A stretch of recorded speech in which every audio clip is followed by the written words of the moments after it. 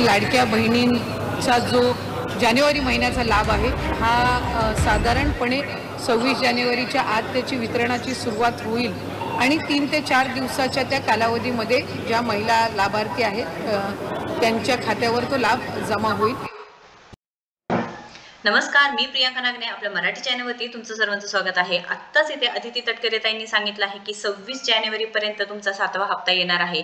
मुख्यमंत्री माझी लाडकी बहीण योजना अंतर्गत जे लाभार्थी महिला आहेत त्यांच्यासाठी अतिशय आनंदाची बातमी आहे, कारण अखेर तारीख ठरली 26 जानेवारी 2025 रोजी तुमचा हप्ता वितरित करण्यात येईल। म्हणजे त्याआधी किंवा त्यानंतरही येऊ शकतं। त्याच्यामुळे लाडक्या बहिणींनो आता तुमचं टेन्शन आता रिलॅक्स झालेलं आहे, कारण आता लाडक्या बहिणींनी संक्रांतीपर्यंत वाट पाहिलं, नवीन वर्ष आलं तरी तिथे नवीन हप्ता काही आला नाही, म्हणजे 7वा हप्ता जमा झाला नाही। परंतु इथे किती पैशांचा इथं हप्ता येणार आहे तर 1,500 रुपयाचा हप्ता येणार आहे। 1500 रुपये तुम्हाला मिळणार आहे। 2100 रुपयाबद्दल कोणतीच चर्चा झालेली नाहीये।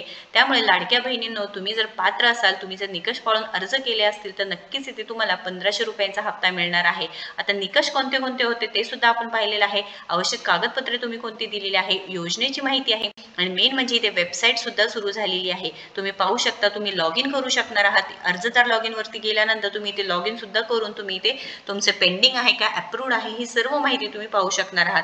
आता मुख्यमंत्री माझी लाडकी बहीण योजना अंतर्गत जे लाभार्थी आहेत त्यांना जे निकष होते ते कोणते होते, तर आवश्यक कागदपत्रे कोणते होते, तर आधार कार्ड होते, अधिवास प्रमाणपत्र किंवा प्रमाणपत्र उपलब्ध नसेल तर महिलाचे 15 वर्षापूर्वीचे रेशन कार्ड, महिलेचे जन्म परराज्यात असेल तर पतीचे इथे रेशन कार्ड लागेल किंवा मतदान कार्ड, ओळखपत्र, वार्षिक उत्पन्न असेल ते 2.5 लाखापेक्षा कमी असणे आवश्यक आहे। त्यानंतर इथे नवविवाहितेच्या बाबतीत रेशन कार्डवर तिच्या नावाची नोंद नसल्यास, विवाह प्रमाणपत्र असल्यास, अशा जे रिसेंटली मॅरिड आहे त्यांचे रेशन कार्ड हे उत्पन्नाचा दाखला म्हणून ग्रह राहील।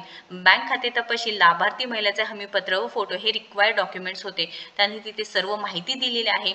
जर तुमचं एज असेल 21 ते 65 वर्ष असेल तर तुम्ही नक्कीच इथे अर्ज केला असेल तर तुम्ही इथे तुम्हाला पुढचा हप्ता मिळणार आहे। आधार कार्ड अर्जामध्ये आधार कार्ड प्रमाणे नाव नमूद करावे, अधिवास प्रमाणपत्र पाहिजे आहे, महिलाचे जन्म परराज्यात असल्यास पतीचे इथे 15 वर्षापूर्वीचे रेशन कार्ड पाहिजे आहे, वार्षिक उत्पन्न मेन सांगितलेलं आहे 2.5 लाखापेक्षा कमी असणे आवश्यक आहे। त्यानंतर तुमच्याकडे 4 व्हीलर म्हणजे घरातील कोणाकडे 4 व्हीलर असू नये हे सुद्धा सांगितलेलं आहे। त्यानंतर तुम्ही इन्कम टॅक्स इथे भरायला नाही पाहिजे आहे हे सुद्धा माहिती सांगितलेलं आहे। या निकषांमधून तुम्ही पात्र असेल तर नक्कीच आता आनंदाची बातमी आहे, कारण लवकरच तुमच्या खात्यामध्ये तुमच्या बँक अकाउंटमध्ये पैसे जमा होणार आहेत। पुढील जो 7वा हप्ताची लाडकी बहीण भरपूर दिवसापासून वाट पाहत आहे, म्हणजे नवीन वर्ष गेलं, संक्रांत गेली तरी अजून जमा झाले नव्हते पैसे, पण आता लवकरच जमा होणार आहे।